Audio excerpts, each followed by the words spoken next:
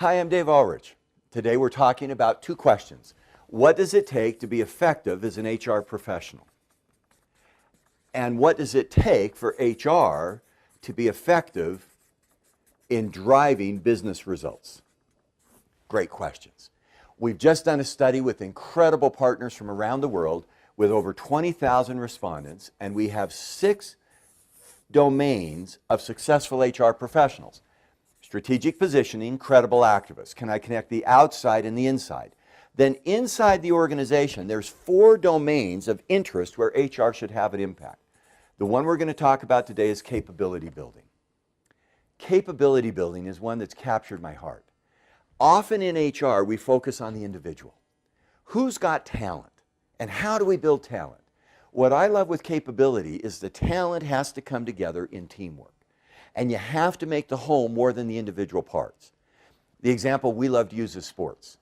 The person who scores the most points in the World Cup, the winner of the Golden Boot, is on the winning team about 20% of the time. The team is more important than the individual. In basketball, the leading scorer is on the team that wins the NBA championship about 20% of the time. In movies, the winner of the actor or actress award in the Oscars is on the movie that wins the Oscar of the year about 20% of the time. Capability building is when you make, this is capability building, it's when you make the whole greater than the parts, when the team is better than the individuals, and when we pull together differences.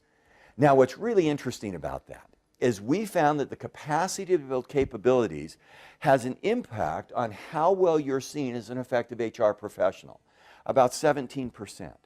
But it has an impact at about 19% if you're driving business performance. So managing this capability set is critical. The organization is not a structure, it's a set of capabilities. Now, when we get underneath that, we found there's 3 things that capability builders have to be able to do. One is they have to be able to capitalize organizational capabilities. What does that mean? Norm Smallwood and I wrote an article in Harvard Business Review a few years ago that said organization is not structure but capability. A capability represents what an organization is known for and good at. Apple is known for innovation. Walmart is known for low cost. Ministry of Manpower in Singapore is known as a great government agency to serve its constituents. Every organization begins to define and create a set of capabilities. And it's an identity of a company. And when HR professionals can do that, they tend to be successful. What we have to do is define what capabilities might exist and then do capability audits. A capability audit is simply saying, do we have the capabilities in our company that our customers and business leaders expect? And we need to capitalize those capabilities and prioritize which ones are important. Second, we need to make an alignment between strategy, capability, and action. There has to be a strategy. Where's my company going?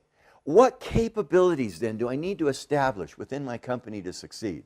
And what actions will I take in terms of HR practices, leadership behaviors, and ultimately what result will I get?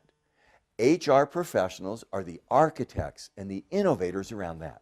And the third thing we found that was fascinating in our data from 20,000 people is one of the key capabilities is creating a meaningful work environment. This is one of the most interesting trends we've seen.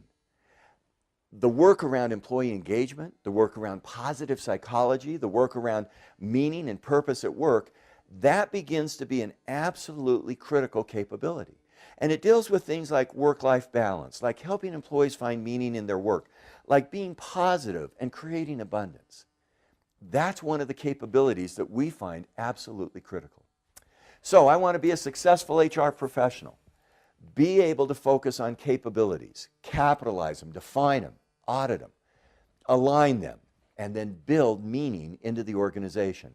And if I want my HR business to drive business success and to be effective in HR, I have to do that set of capabilities. My sense is this is one of the greatest opportunities for HR in the future. We often talk about talent, high talent. HR should build talent and individuals. This is the organization. HR should build those sets of capabilities and create the capabilities and build them that help us succeed. The McKinsey consulting firm and Duke University have just done recent studies. They've said one of the top issues for companies around the world is the establishment of an organizational set of capabilities that outlast and outperforms individual talent. Great opportunity for HR. Can we define, can we shape a set of organizational capabilities? Thanks for your time.